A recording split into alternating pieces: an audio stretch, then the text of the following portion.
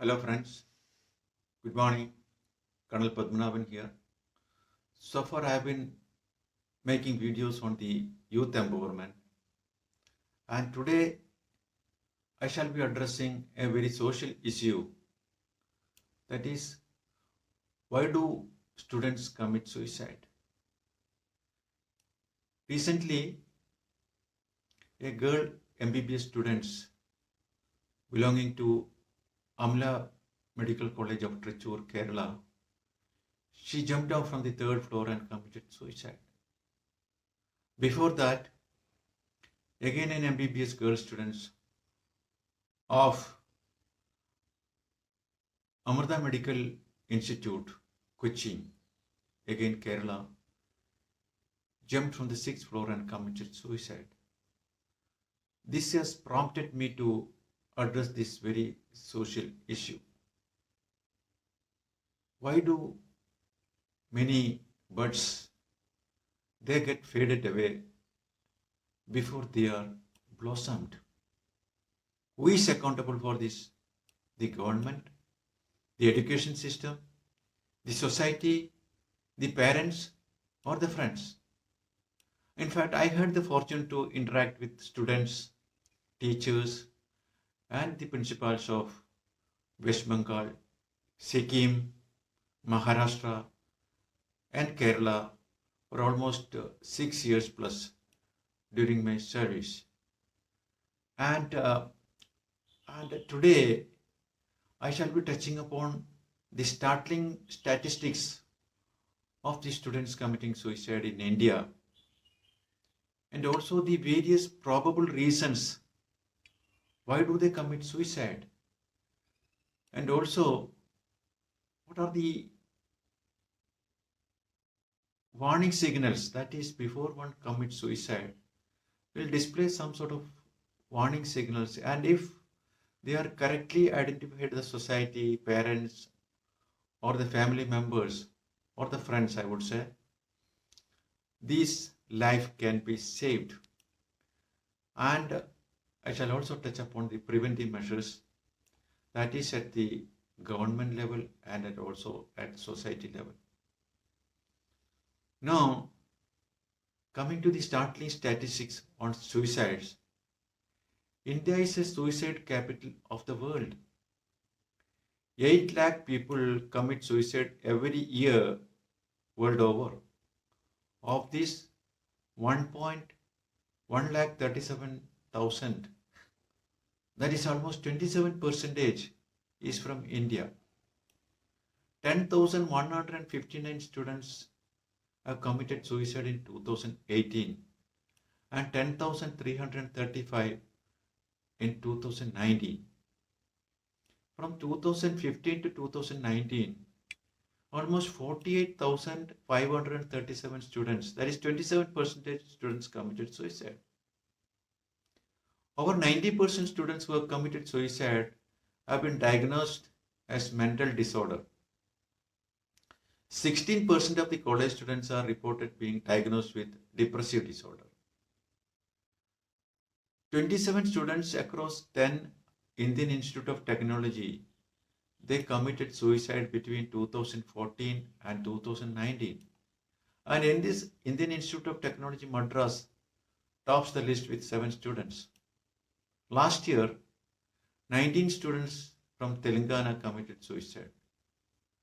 28 students commit suicide within 24 hours. That is every day. That is, one student commits suicide every 55 minutes as per the National Crime Record Bureau. In Madhya Pradesh, 12 students including 6 girls ended their life in a single day after the release of board exam result. Kota, that is in Rajasthan, known as the coaching hub, has a series of students' death in every year. Almost 58 students ended their lives in Kota between 2013 and 2017. The question is, why should a child want to take his or her life at such a tender age? 99% reasons are attributable to the education system. Now, what are the probable reasons? for committing suicide. First of all is the fear of examination and the academic pressure. The students feel that the future is bleak. They won't be able to come up to the expectations of their parents. Now, next is the cram schools or the so-called coaching centers. Many suicides are attributable to the intense pressure and the harsh regimen of the students in coaching institutes, that is for G and NEET. Next is the ragging. Students who are mentally weak, who cannot withstand ragging, and they resort to suicide at times. The academic stress. When students realize that they cannot fulfill the parents' expectations and they are supportless, a role conflict starts within the student and they feel they are left with no choice and they take this extreme step. As per Psychiatric Society, stress, anxiety disorder, depression, personality disorder, they result in mental illness leading to suicide. 90% or more who commit suicide are diagnosed as mental disorder. 26% college students are reported being diagnosed with depressive disorder. Sexual abuse, trauma, physical abuse, hopelessness, aggressiveness, poor social problem solving skills also lead to suicide. Next is the peer pressure. Then the social stigma around mental illness exists amongst many students and they often hesitate to seek help. That's the problem. Teens typically experience their first romantic relationship in high school or colleges. This becomes emotionally challenging if they do not have guidance and support in navigating in a new terrain. Next is the lack of coping skills. Now the parents shield them from experience failure and disappointment. Hence, they do not learn how to cope up with challenges in life. Now, a brain that is still growing. Now, the prefrontal cortex part of the brain that controls self-regulation is not fully developed in teens. Thus, they have limited ability to exert control over their impulses. This leads to teenage risk behavior like substance abuse, unsafe sexual choices, which negatively impact mental health. The natural deficit order. Children spend less time outdoor resulting in mental health problems, including depression. They spend so much time in doing homework and on screen, they don't get time to come outside at all. Bullying. Bullying is directly related to adolescent depression. College life. They face a new situation, that is living independently for the first time away from home. The new academic challenges exposed to more drugs and alcohol. Anxiety disorder. This is the most common mental health problem in college campus. Now, every child is a genius and unique personality. The parents and the society need to nurture and develop their potential. Now, what happens is on being born, the parents impose their choice on them. Like parents are doctors, they want the child to be doctor, whether the child likes to be. Such tender age, they are forced to follow, having no say, and in the forced profession, they have no passion at all, and subsequently it leads to frustration. Now, coming to what are the warning signals? These are very, very important. We as parents or the friends or the others in the academic institutions, they must monitor the warning signals of the students. First of all is the deteriorating academic performance. Then is the depression or the dramatic mood swings or changes. Then comes the hopelessness, avoidance of social situations, loss of interest in favorable activities, preoccupation with death, anxiety, agitation, uncontrolled anger. Next is the engaging in risky activities. Then comes the withdrawing from friends and family, neglecting appearance and hygiene, increased alcohol and drugs use, giving away the prized possessions, difficulty in concentration, feeling worthless and frustration, disturbed sleep patterns, changes in the aptitude.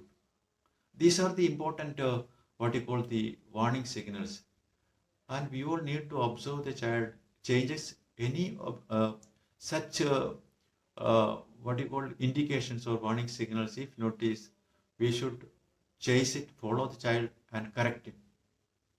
Now, what are the preventive measures?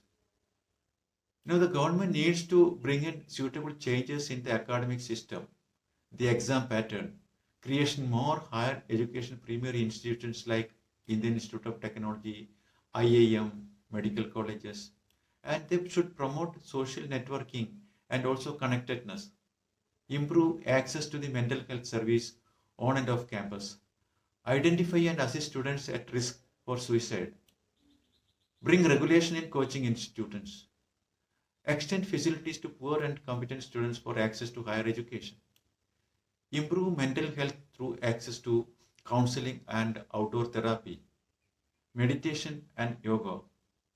Exercise combats depression. It improves the endorphin pleasure hormone. Reframe stress, that is turn distress into eustress through singing, public speaking, etc. Social support. Now social relationship will improve mental health and physical health. Eating right. The brains are still developing, hence nutrition is critical for the teens. Tips for the parents. Encourage self-care. While at home, help them in uh, help them in healthy habits like nutrition, sleep, and exercise. Listen carefully while they are at dinner or on phone. And pay attention and watch their warning signals. Don't get mad. Don't punish. Respond with compassion and invite them to share what's going on. Make sure they get help. If you find your teen is depressed, talk to school counselor, therapist, or the doctor. Now, the practical problem I observed today is that many students want to be doctors. Just giving you an example. Now, the number of medical colleges available are very less, and the competition is pretty high. In the bargain, what happens? They go to China, Russia, New Zealand, or many other foreign countries to do their medical MBBS, spending almost 45 to 60 lakhs. And the problem is that after completion of the course, they have to do 1 year, what you call the internship there. And coming back to India, they get to get through the examination conducted by Indian Medical Council, which is pretty tough. I have seen a lot of students who made 5 to 9 attempts in clearing this exam. Now, once this exam is cleared, then only they can do the registration. The sad part is after doing registration, again, they have to do 1 year internship in India. So imagine the agony undergoing a student who wants to be a doctor, who doesn't get an opportunity to do in India. And they have to undergo so many procedures, wasting time and money. Now, what I want to say is that India is an emerging economy and we are on a growth trajectory. The Make in India and the Digital India programs are helping us to improve a lot. And I'm very sure government will be addressing these academic issues seriously and finding a solution. And also government will streamline the procedures of going students going outside the country to do professional courses. In fact, if India makes so many standard qualitative professional colleges in India, then what happens? A lot of students from foreign countries, they can come to India and this will improve our economic status. So thank you so much for listening to me, and I would request you to kindly subscribe and share this video. Thank you so much. Jai Hind.